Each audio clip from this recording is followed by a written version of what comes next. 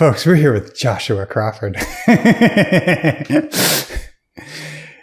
and one of the things that caught my attention recently from your Instagram feed were some of these videos with like Nick Cannon or like Russell Crowe and Denzel, where you're voicing over and there's an argument between groove and pocket. It's really funny, but it's also something that's always in my YouTube comments and always something I think about a lot too, as somebody who's interested in playing chops and sees everybody on Instagram playing the chops.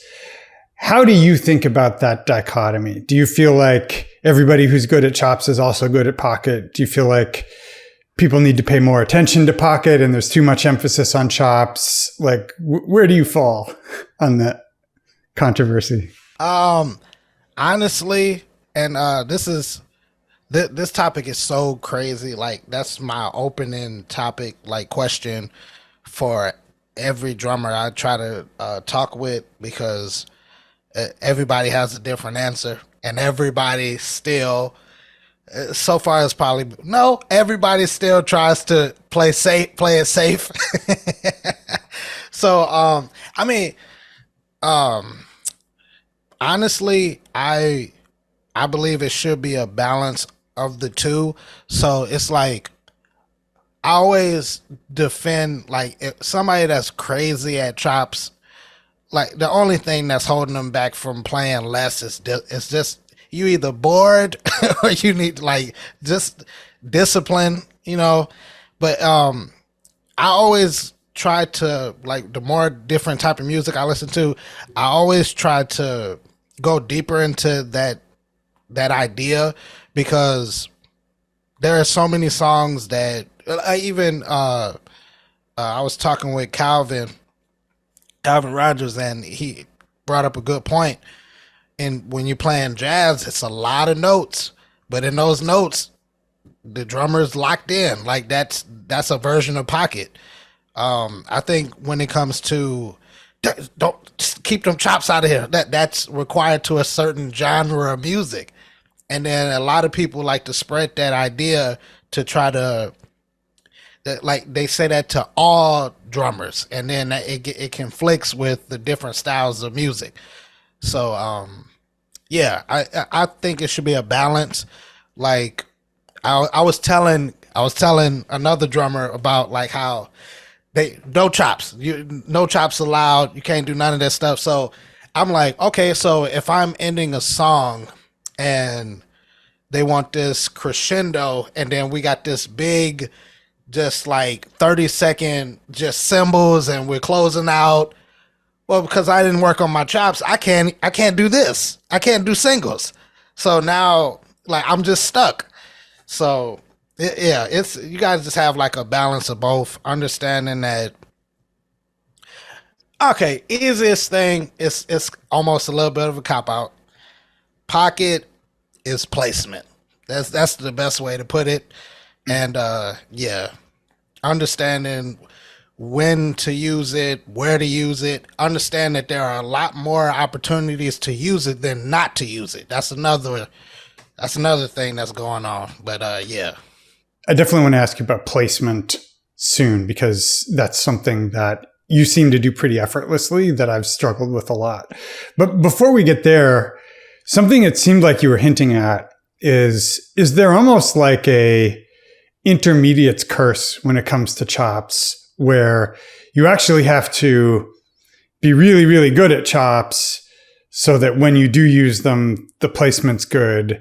And like a little bit of knowledge is a dangerous thing. So like you either want to be zero chops or like really, really adept at it, but you don't want to be like chop curious.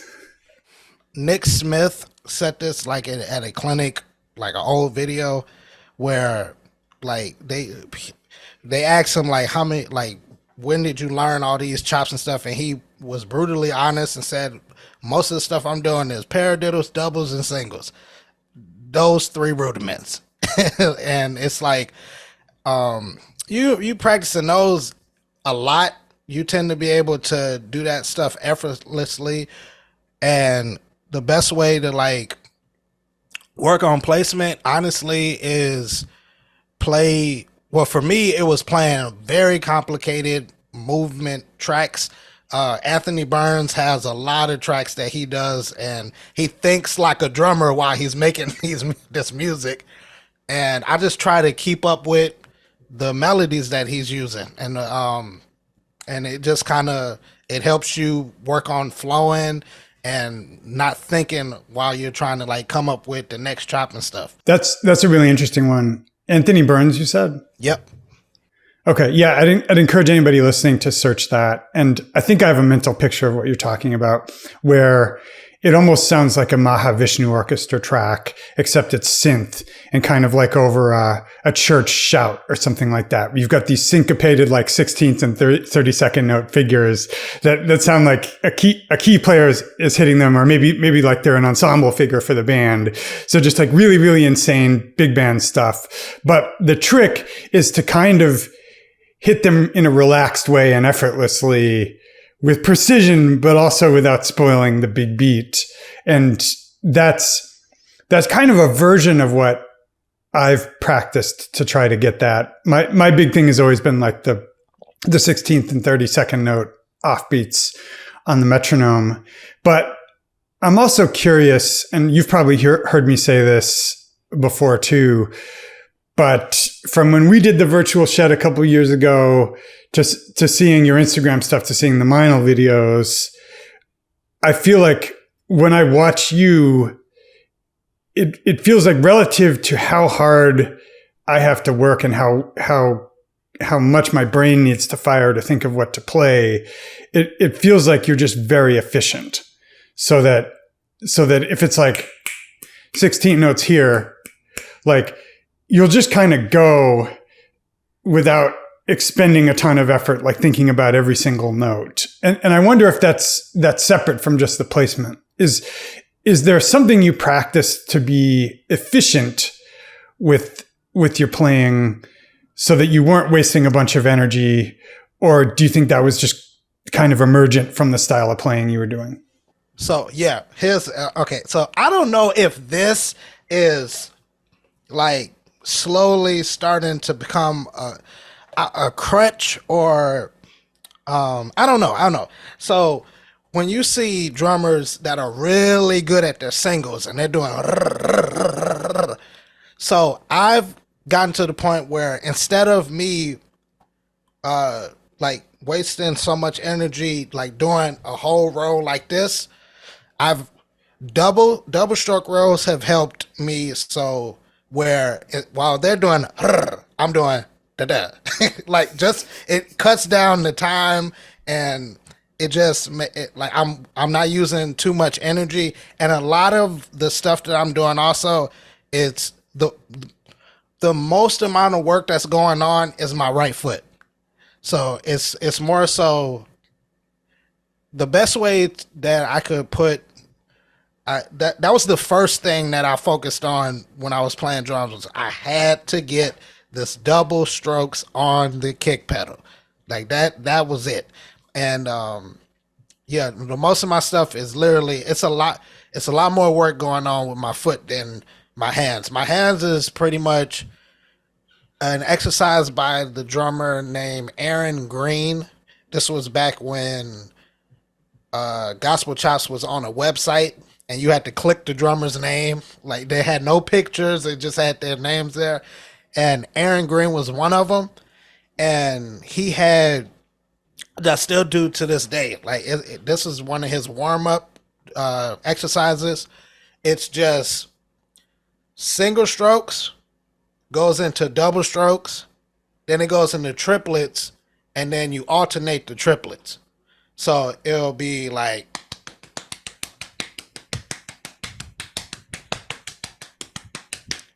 and you're not allowed to use fingers. You are using just straight wrists. And pretty much I still do that warm up to this day. So when it gets to the point of you're doing it faster, you're going to notice that you're not thinking no more on the way it goes. And which, hold on. That was a rookie content creator mistake. So yeah, it helps with flow too. So like a lot of the times with the Anthony Byrne tracks and stuff like that, when it's during the solo part, I Sean Wright actually said something earlier, like in the Berkeley lessons, where you see him doing a bunch of ghost notes on the hi hat and the snare, and it's just singles and sometimes doubles. And he says during this time, he's thinking of what he want to do next. So like most of like I would say that exercise will help you get to a place where your hands can just be doing certain things while you're thinking about what you're going to do with the next one. And that drill really helps with that. I'm super excited to hear you say that because I just made a video about this. And I think I'm really, really late to this concept. But the idea of being able to just have some ambience that you can just lay down, almost like conversational spacers, like, well, the thing is, or here's what I think, if you really want to know what I think while you're thinking of the next thought. And I was thinking about this when I was teaching some students to play jazz, because I think one of the biggest challenges for jazz is just being able to ambiently play swung eights and make that swing and then keep the hi-hat in 2 and 4 while you're thinking of like the hip Philly Joe triplet you're going to throw in. And then it occurred to me like, oh, I could do this for like straight chops too. So then it became a matter of like, okay, well, what do I put into that ambience? And that warm up you mentioned is also a dovetail with something I came to only recently, kind of the hard way, which is like combinations of 2 of one hand and 1 of the other. Oh, my light just went out. Yeah, combos of 2 of one hand and 1 of the other, as like a cheat code to navigate around the kit. So like kick, right, left, kick, right, left, left, kick, all of these sort of things. And then the wrist strokes is also ingenious too, because that allows you to practice it, irrespective of the rebound of the tom, right? So if you could imagine like practicing that on the floor tom. Yeah, that's, I don't know what's wrong with me that I'm always learning this stuff like belatedly and the hard way. Was there any sort of, I mean, I know you mentioned the eponymous gospel chops. Were there any other sources for you when you were learning to play that were kind of your go-to, like any one thing that like stands out, like, oh, this really influenced me and this was a jumping off point? The first time I heard Spanky play and the way he pretty much broke every rule of timing. So yeah, it took a while to like, I mean, it was, honestly, it wasn't until like I struggled a long time. I don't know, it like right place, right time, but it was the HudsonMusic.com released Spanky had a DVD about time. I'm like, I'm getting that today. And the second I got that, he said a lot of stuff that I've never like heard before when it comes to being able to play in and out of time, and a lot of good different techniques that I'm still doing to this day. That's yeah, it's made play that time and stuff, like it really has helped with that. There's another one. Let's see. I wish I could say it helped me, but Jojo Mayer's his DVD. I watched it. I gave it away the second I tried every technique. I'm like, oh no, wow. I did not. And this was back in when I was in high school. I'm like, I don't know how he's. I don't know. But yeah. So it mainly it was the gospel chop stuff. When gospel chops went to Berkeley, when Darion Javon and all of them was giving out lessons and stuff like that, those definitely helped.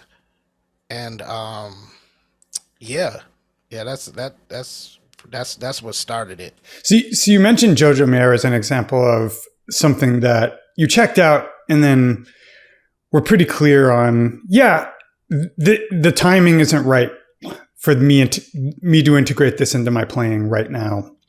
And for me, maybe an example of that would be something like double kick drum or something like that. Where like, I might get into it at a certain point, but I'm at peace saying I'm not going to work on double kick for now. Are there any other instances you can think of where you've had a look at something and thought that's interesting, but that's not for me?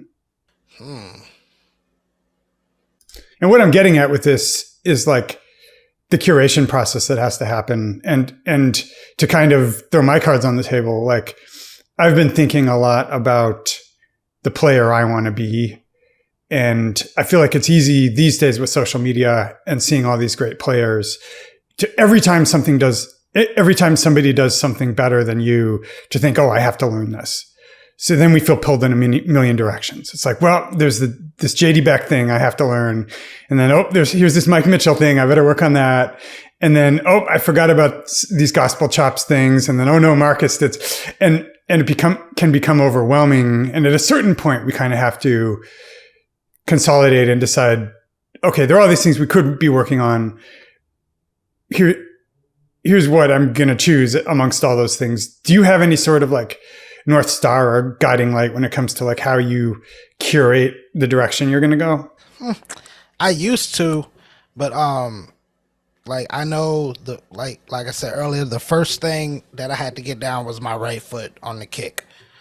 Right now, right now I'm in my phase of independence. Like this forward limb independence stuff, that's something I got to put in the bag, because like I've overlooked that for a little bit, not purposely, but just every time I see certain videos of like estepario or Chris Coleman, it's an instant reminder. Oh yeah, you forgot, you got to work on this, because like this is a must have right now. But yeah, definitely that. I enjoy watching certain techniques that metal drummers develop, but I'm not necessarily interested in like going full metal band. Like, so that's one thing. But yeah, I would.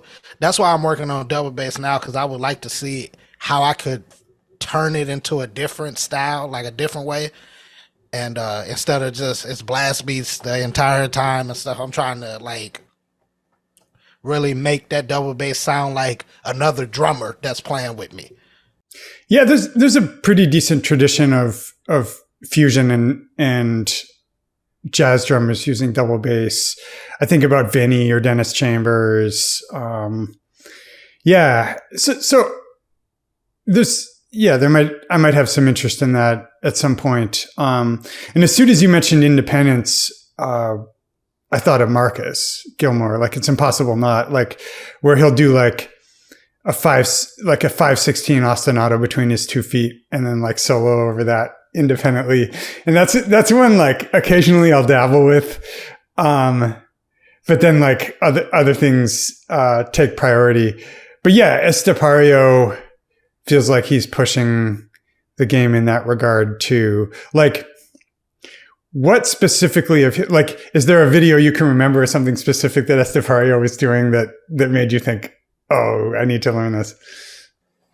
The one he always comes out with some crazy independence YouTube short or something. But one of them, and it looks so simple, but to this day I'm still working on it. He's doing quarter notes on he's doing half notes on the hi-hat. He's doing triplets on his right hand. He's adding 4 hits on his snare, and he's doing doubles on his right kick drum. And like putting all of that together, it's something as simple as that is just ridiculous. And Thomas Lane got a few other ones too with this independent stuff. But yeah, that's I didn't even get to Chris Coleman's adding counting out loud. I'm still trying to figure out what this left hand and left foot is doing. But yeah, this independence thing is just, it's opened up another door of ideas for me. Yeah. And do you consider you're in a stage of your playing where you can mostly sort of free associate and have fun? Where of course there are things where like, oh shit, I need to get this in my playing. But where in general, like you're pinching yourself and saying, I can't believe I get to do this. Like at least for a living, I get to like see Thomas Lang and think, how do I write this down? Yeah. And also like, thanks to Moises, I just, cause I'm also working on trying to get more creative, but playing slower than the 16th notes and the 32nd notes.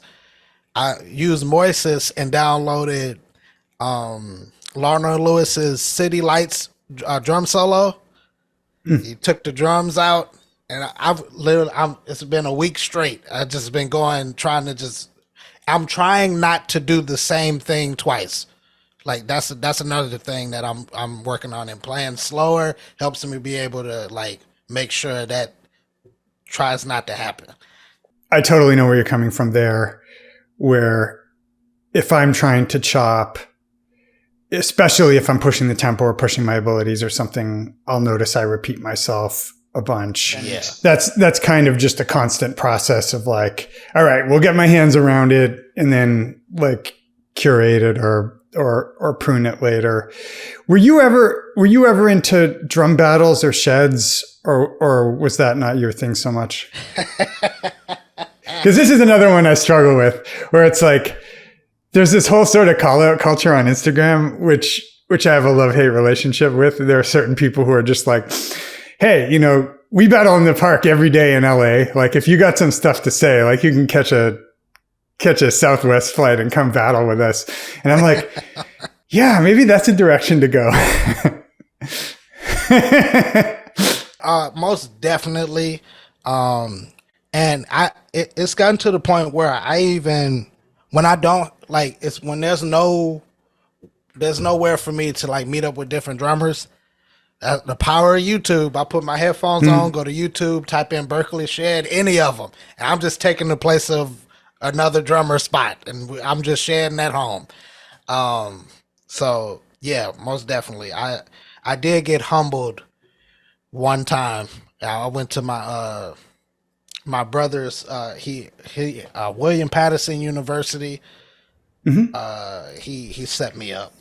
So I was ready. I was working on my single stroke rolls, and I just learned paradiddle diddles. I just learned how to play in 7/8. I went to Mike Johnston had a drum clinic, one of his first drum clinics, actually his first drum clinic in New Jersey. This was a very early drum shed that it was Mike Johnston. He was there with it during the drum clinic. Jeff Davis, Spanky. It was a few other drummers there, but he did us like a quick clinic on 7/8. I learned 7/8, just basic. Dot, dot, dot, dot, dot. That's it. That part. I went to Jason's. We had like a overnight shed, and he had 2 jazz majors that were there. They had their kit. I brought mine, and I was like, let's play 7/8. We're gonna start at 7/8. So I came out real slow. They were like, yo, let's speed it up. They sped it up to a tempo I was not familiar with. One of them was playing 4/4 on top of the 7/8. Their independence was just going crazy. It got to the point where, I'm acting like I'm tuning my snare. Something's not right. I gotta adjust. Like it got bad quick. And that's when I was like, oh yeah, I gotta keep at it. But yeah, the sheds are definitely in there. I think those humility experiences are valuable.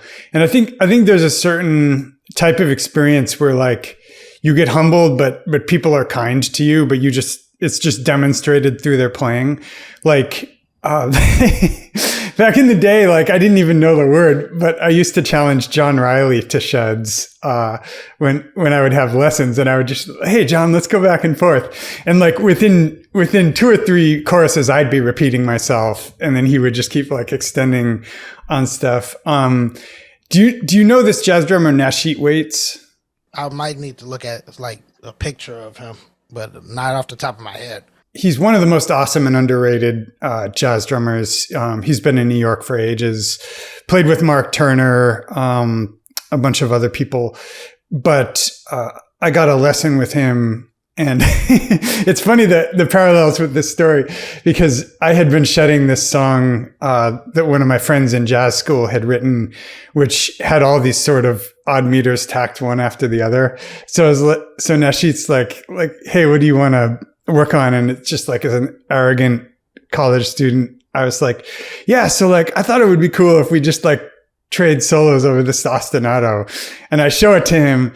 He gets it once, like he hears it once and he's like, okay, cool. Are you sure? And I'm like, yeah. And of course he proceeds to just mop the floor with me, like going in and out of time, like metrically modulating, just like using all these creative sounds. I'm getting lost everywhere. I'm just like repeating myself. And I think like, yeah, same thing. Like he was really nice about it, but he just, he talked with his playing. So, yeah. Do you feel like there's a place for those sort of experiences, just in terms of like how they inspire us and show us the work we still have to do? Absolutely. I'll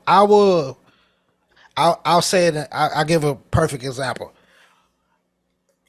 In basketball.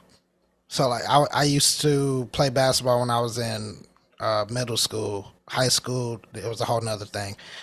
That's another story. But so I'll give you an example. I'm sitting in practice and I'm getting like maybe 300 shots up, and I'm working on drills, like dribbling drills with the cones and stuff.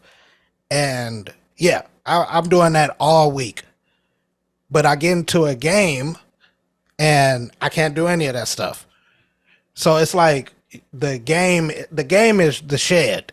So you pretty much get used to being in that environment where you can, the more comfortable you get in that, what you've practiced starts to come out. So yeah, that's what sheds are needed. Yeah. And the equivalent in jazz would be like jam sessions. I remember when I first moved to New York and I started sitting in at jam sessions, I realized that being able to do something in the practice room and being able to do it with other musicians on stage and with people watching when you're self-conscious is like a completely different thing. And like, you're only as good as you are with people watching, right? So there was this whole like multi-year process of just getting more and more reps, going to jam sessions and playing under pressure before finally I felt comfortable doing gigs. Yeah. Well, I wanted to pivot a little bit, although we can stay in this realm of like social media and playing in public. But I'm curious if you have any insight what you might be doing if you hadn't had so much success on social media. Like if the YouTube and the TikTok hadn't blown up, what do you think you'd be doing now? So I would definitely be playing at a lot of different churches. Because like that's where we moved over here. Like that's my grandfather. He had his own church on the street that was named after him. Like he was this almost congressman type person over here. So like he would, I done lost count. It was over maybe like it got to a point where me and my brothers was playing at like maybe 7 different churches throughout the week. So I definitely would I'll be playing over there. Yeah, it'll be just gigging at churches, to be honest. Yeah. Because like that's a deep question. Because because social media started a few things. Man, I'll definitely be, I'll be doing some gigs I didn't want to do anymore, for sure. When you started the social media stuff, did you have some kind of a plan? Like, this is going to blow up, this is going to be huge, or was it more accidental? I definitely didn't. I had, this is what I wanted. I came in wanting to do drum lessons because this is right after me watching some the Gospel Chops, looking at certain people's DVDs and stuff. I wanted to be able to come out with a book and a DVD. That's what I wanted to do. So I was just doing drum lessons from here and there, and yeah, it didn't. I didn't start doing drum reactions until like, okay, let me get into it. So I so the channel that I have right now, it actually started off being my brother's channel. He created this channel and he did a video on how to play the tambourine.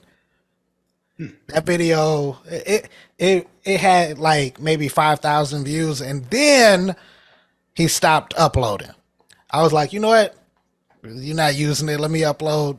I uploaded. It's still on here to this day. It is literally a 20-minute plus, just me just doing whatever on the drums. Like, there's no structure. It's a lot going on there. So I did that. Shockingly, I'm looking at it, that video. It got maybe like 10,000 views in like a month or two. I'm like, oh wow, that's dope. Then the unthinkable happened.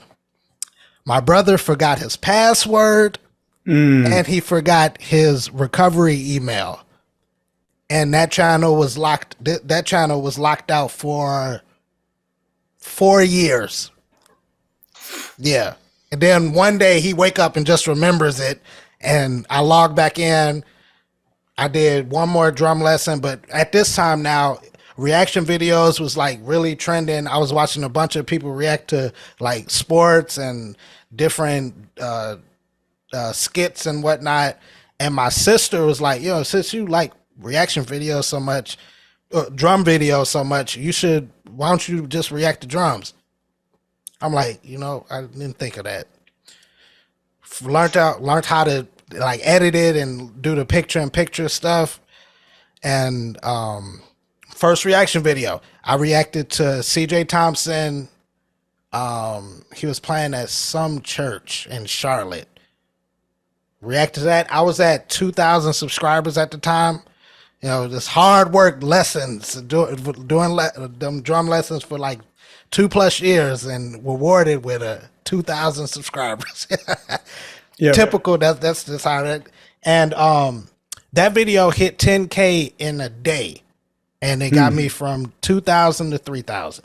And I'm like, wow, they're having fun with this stuff, and like I'm enjoying, loving. That's when people were just coming out with stuff.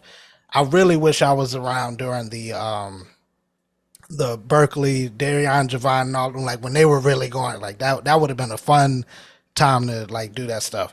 But yeah, that's pretty much how that happened. And then it's snowball effect happened, and yeah, that's the gist of that.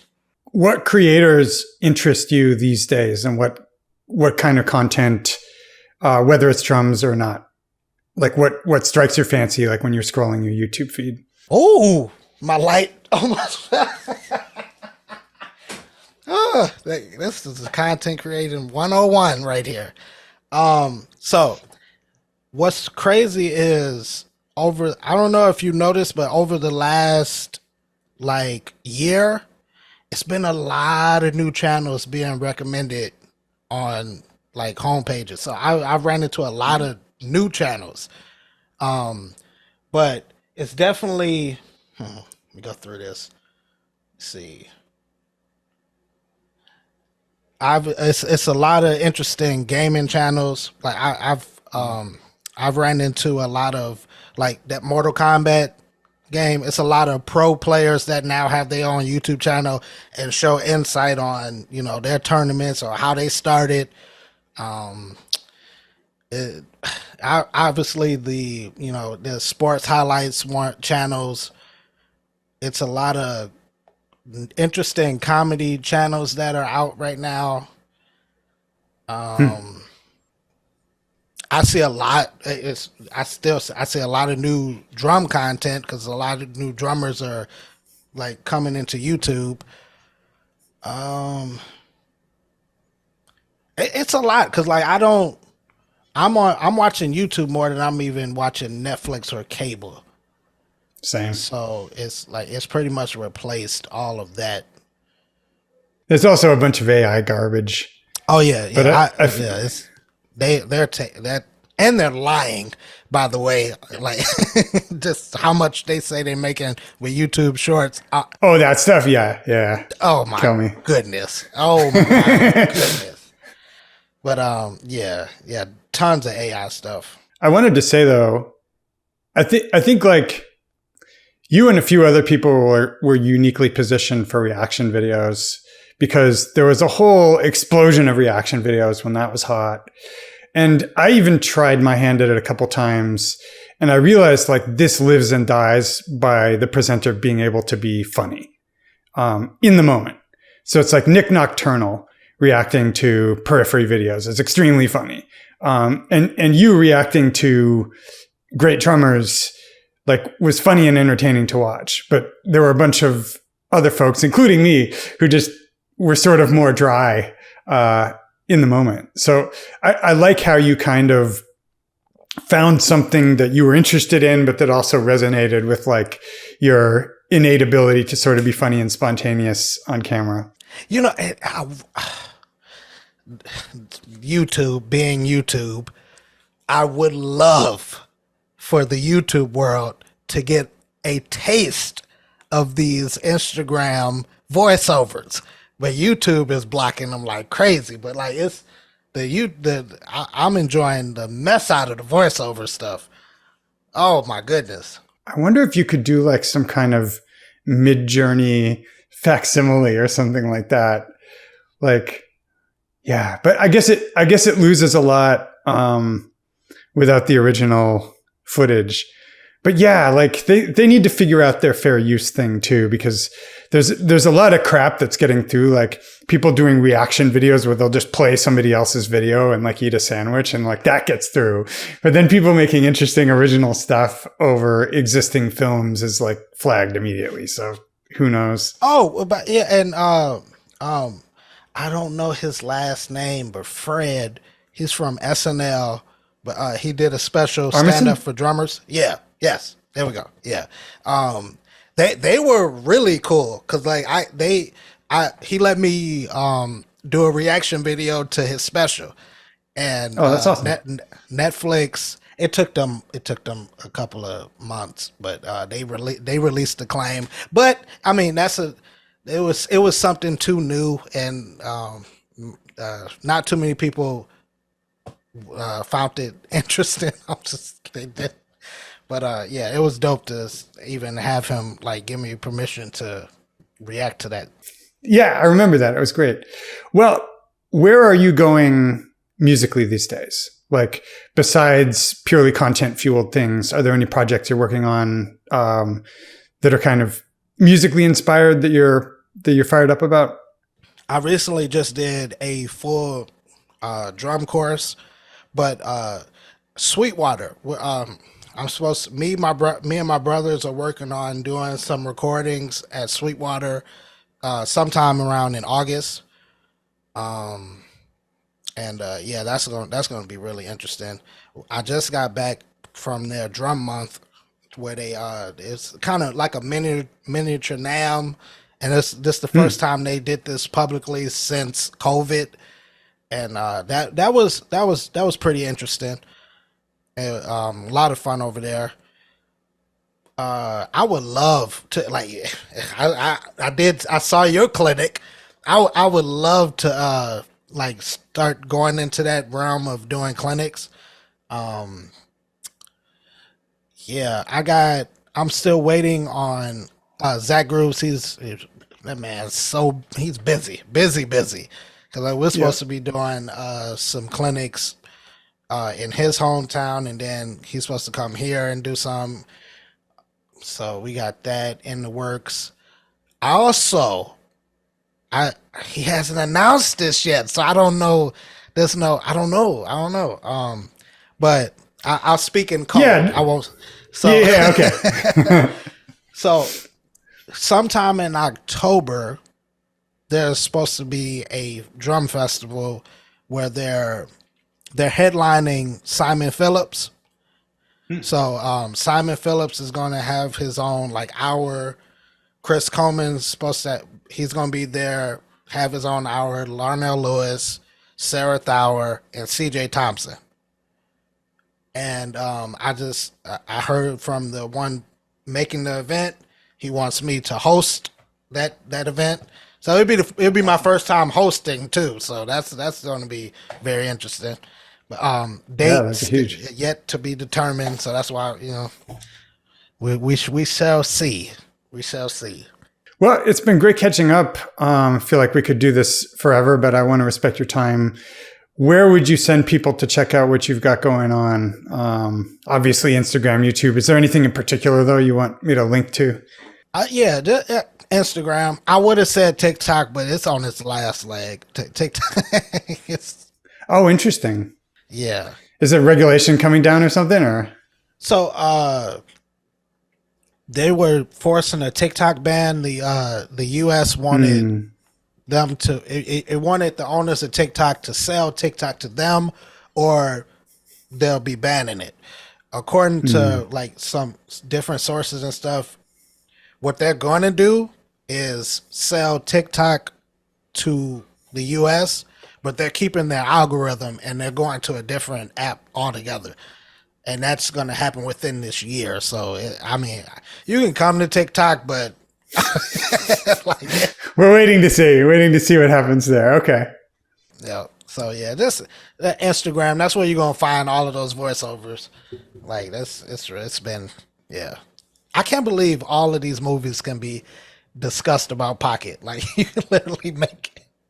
That is hilarious. Oh my goodness. But definitely Instagram. It's at Josh Drum Class. Yep, you'll find me there. Well, it's been great. Finally catching up. Congrats on all the Minel stuff. Hope this drum festival. You were there first. Like, wait, man. This Team Minel over here. Yeah, love those guys. Shout outs, Chris. Yeah, shout out, Chris. Yep. All right. Well, it's been awesome. Great catching up. We'll have to do a part 2 sometime, but in the meantime, I'll ping you when we're releasing this, and really, really appreciate the time. All right. Thanks, man. Thanks for having me. My pleasure. Take care.